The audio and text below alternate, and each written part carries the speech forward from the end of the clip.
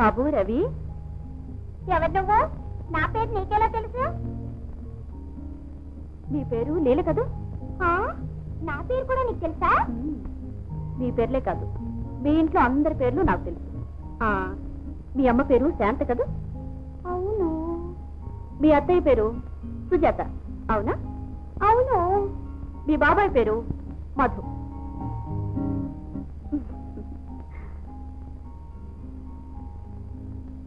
ఈవిడికి మా ఇల్లు మంత్రాలు తెలిసావనక్క, అందుకే మనందరి పేర్లు చెప్పేస్తోంది. అమ్మో, అయితే అమ్మని పిలుద్దాం కదా. అమ్మా అమ్మా, ఏమిట్రా? మన ఇంటికి ఎవరో ఒక పిల్ల వచ్చింది. పిల్ల? పెద్ద పిల్ల. పెద్ద పిల్ల. నమస్కారం అండి, నా పేరు విజయ.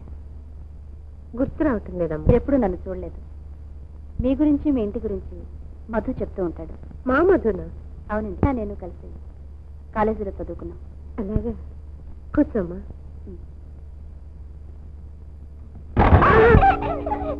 పిల్లలు మీరు వెళ్ళి ఆడుకుంటామా? ఏమ్మా, దెబ్బ తగిలిందా? అబ్బే లేదండి. నా గురించి మీకేం చెప్పలేదండి? లేదమ్మా. ఏ విషయం? అది చెప్పమ్మా. మీ మరిది గారు నేను పెళ్లి చేసుకోవాలనుకున్నాం. అలాగా? ఆ విషయం అతను నాతో ఎప్పుడు చెప్పలేదే. చెప్పలేదా? చూసారండి ఎలాంటి మనిషి. మా విషయం మీతో చెప్పి ఏ సంగతి నెల రోజుల్లో కబురు పెడతా అన్నారు. ఇంతవరకు మనిషి రాలేదు, కబురు లేదు. అదిగో వస్తున్నారు. రామచు రా. వదినా విజయ, విజయ నాకు కూడా తెలుసు. నాకు తెలుసయ్యా, మీరిద్దరూ కలిసి చదువుకున్నారు, ప్రేమించుకున్నారు, పెళ్లి దాకా వచ్చారు. వదినా, అయితే విజయ్ నీకు అంతా చెప్పేసింది. నువ్వేటే చెప్పలేదు, మరి మీ ఇద్దరు ఎవరో ఒకరు చెప్పాలి కదా. అది కాదు వదినా, నేనే చదవనుకున్నాను, కానీ తనే తొందరపడిపోయింది. అదండి, తను ఆలస్యం చేస్తలేదు, నేను తొందరపడితే వచ్చింది. మీ వదిన గారు ఒప్పేసుకున్నారు. మా నాన్నగారు కూడా ఒప్పుకుంటే ముహూర్తాలు పెట్టించచ్చు. విజయ, మీ నాన్నగారు ఎవరమ్మా?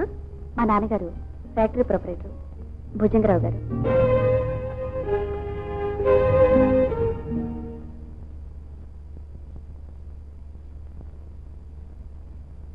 ఎక్కడికి వెళ్ళి వస్తున్నావమ్మా? ఒక ముఖ్యమైన పని మీద బయటికి వెళ్ళి వస్తున్నాను. ముఖ్యమైన పని ఏమిటమ్మా? నువ్వు ఒకసారి బయటికి వెళ్ళు.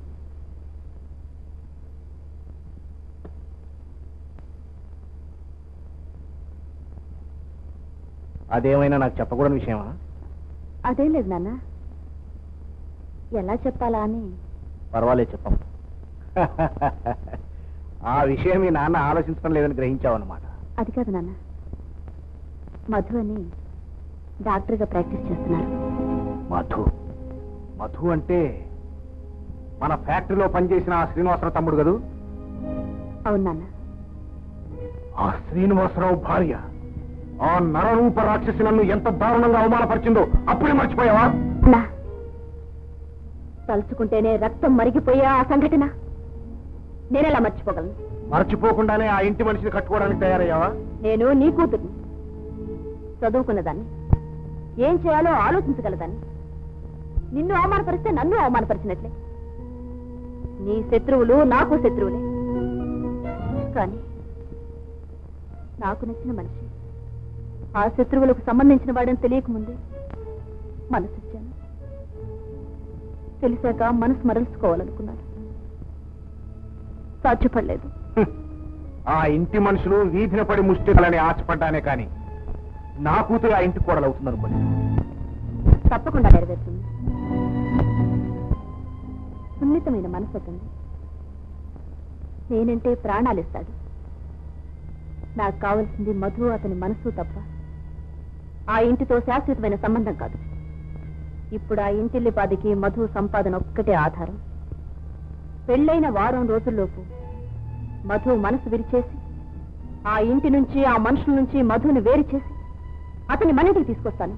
అదే నువ్వు అనుకున్న తేలిక కాదమ్మా. నాన్న, ఆ ఇంటి మనుషుల గురించి నాకు బాగా తెలుసు. వాళ్ళు ఒకరిని విడిచి ఒకళ్ళు బతకరు. Sentimental fools. వాళ్ళ మధ్యనున్న సెంటిమెంట్స్ కన్నా నాకు మధుకు మధ్యనున్న అనుబంధం గొప్పది. నాన్న, ఆ శాంతమ్మ నీకు చేసిన పరాభవానికి ప్రతీకారం తీర్చుకుంటాను. వదినా, కారు వచ్చేస్తుందట, కారు వచ్చేస్తుందట. కారు వస్తుందా? వదిన వదిన, త్వరగా హార్చి వెళ్ళింది. అలాగే.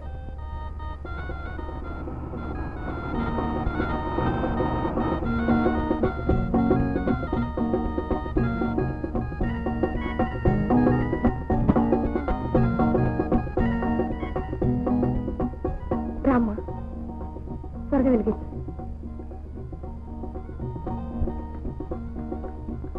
ఇలా ఇవ్వు.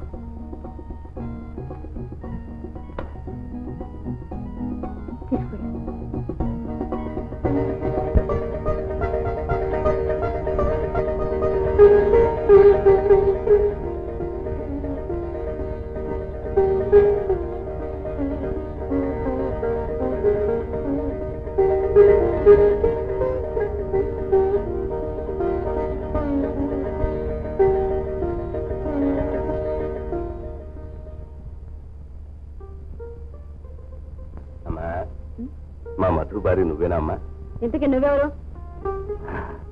నా పేరు ఇస్మాయిల్ అమ్మా. అయితే ఏమిటి? ఏం లేదమ్మా, కొత్తగా వచ్చావు కదా, ఒకసారి చూసి వెళదామని వచ్చా. చూసావుగా, ఇక వెళ్ళా.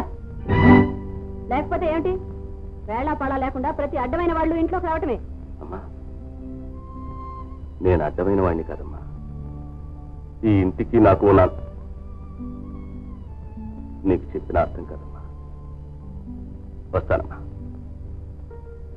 ఇస్మాయిల్ భాయ్, కృష్ణ, ఎంతసేపు వచ్చి? ఇప్పుడే.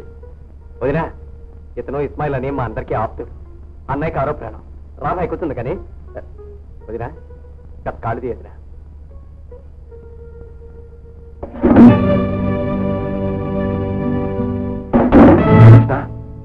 నీకు స్థానం ఎక్కడ ఉందో బాయ్? రాబాయ్, లోపల కూర్చున్నా.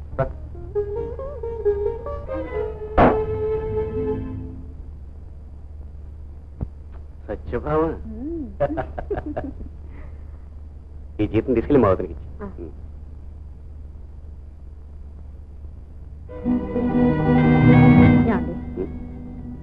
మీరేమనుకోనంటే ఒక మాట అడగనా? అడుగు. ఏం లేదు, మీ అన్నగారు జీతం తీసుకొచ్చి ఎవరికి ఇచ్చేవారు? మా వదిలికి. అవునా? ఆవిడ ఆయన భార్య కనుక ఆవిడకి ఇచ్చేవారు. మరి మీరు నీకు ఇవ్వాలా? ఎందుకు అడుగుతున్నాను అర్థం చేసుకోకుండా మీ ఇష్టం వచ్చినట్లు అంటారు. అరే, ఇప్పుడు నేను ఏమన్నానని?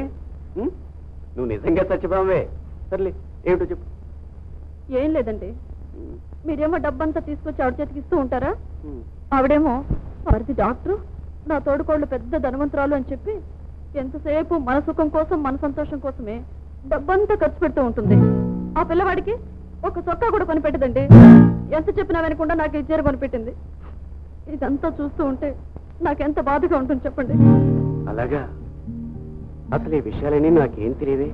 అందుకనే ఈ డబ్బు నా దగ్గరే ఉంటే ఎవరెవరికి ఏమేం కావాలో అన్నీ నేనే చూసుకోవచ్చు. పైగా ఇంతకాలం మీ అన్నయ్య వదిన మీకేమేం కావాలో అన్నీ సమకూర్చారు. ఇప్పుడు వాళ్ళ అవసరాలు తీర్చవలసిన బాధ్యత మనకుంది. ఈ డబ్బు మన దగ్గరే ఉంటే ఇది సరిపోతుందో లేదో చూసుకోవచ్చు, అవసరమైతే ఎక్కడన్నా తెచ్చుకోవచ్చు. ఇక నుంచి జీతం తీసుకొచ్చి నీ చేతికే ఇస్తాను. ఇంట్లో అందరికీ ఏమేం కావాలో 1000 కళ్ళతో జాగ్రత్తగా కనిపెట్టుకోండి, సరేనా? అలాగే.